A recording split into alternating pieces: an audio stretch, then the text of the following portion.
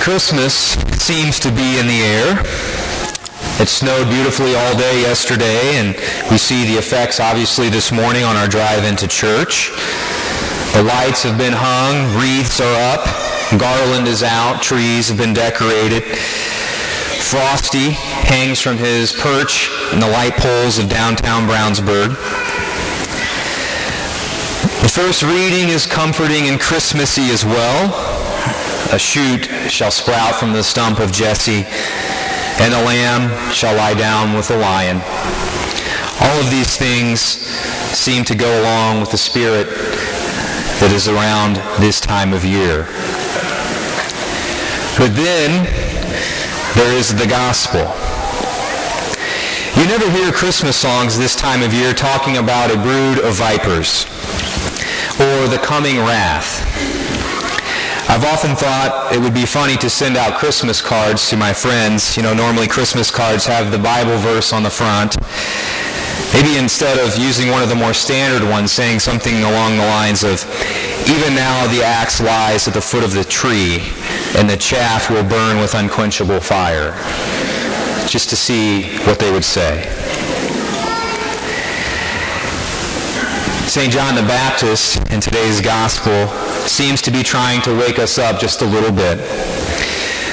The church teaches that there are two phases and asks us to keep two different phases or two different times of Advent. And we are in the first phase now. It lasts up until December 17th. In that phase of Advent, the church asks us to think about whether or not we are ready for Christ's second coming.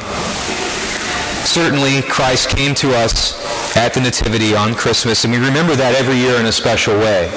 And in the days leading up to Christmas, those final 8 days before we arrive at December 25th, we do start to turn our attention, and the church asks us to turn our attention to that celebration, to preparing ourselves to remember once again his birth on Christmas.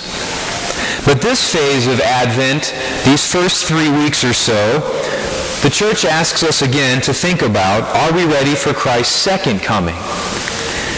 We have penance services that have been offered throughout the West Deanery and the Archdiocese in Advent because that is one of the things that we do as a church together to remember in a special way and to heed the words of St. John the Baptist, to ask ourselves, to what extent are we in that brood of vipers? To what extent does our sins put us on the edge of the unquenchable fire? Some worry, I think, about Christmas being destroyed or at least forgotten in some ways. Some worry about Advent being destroyed or at least kind of bulldozed over by Christmas. I certainly remember at CVS by Ritter this year, October 1st, you could buy Christmas Hershey's. And so, certainly there is an extent to which Advent, this time of preparation, is in some ways kind of bulldozed by our culture. But I'm not sure that the church would say that it's a mortal sin to hang up Christmas lights before December 25th. There is a certain extent to which some of these things that we celebrate and we honor, the gatherings together of family and friends, even before Christmas, hanging up of lights and so forth, those things can certainly be one way to remind us that Christmas is coming, and one way to remind us of that first phase of Advent as well.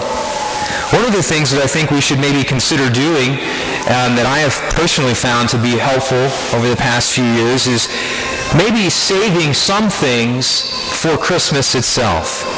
Does that mean that we don't hang up any lights, that we don't hang up any trees, that we don't hang up any wreaths? I don't think the church is asking us to do that. But I do think that the church asks us to think about saving some things, some traditions, maybe some of the lights or some of the decorations, some of the celebrations, saving some of those things for Christmas itself. In fact, in the church's instruction to priests about the Advent season, we are told about the Mass, that the use of the organ and other musical instruments and the decorating of the altar with flowers should be done in a moderate manner during Advent. as is consonant with the character of the season, without anticipating the full joy of Christmas. So even within our own church structure in our building, the larger church is asking us to not have everything out right away, but instead to save some things for Christmas. Those kinds of activities can be reminders to us to heed John the Baptist's reminder, his call to us to think about for a while our sins.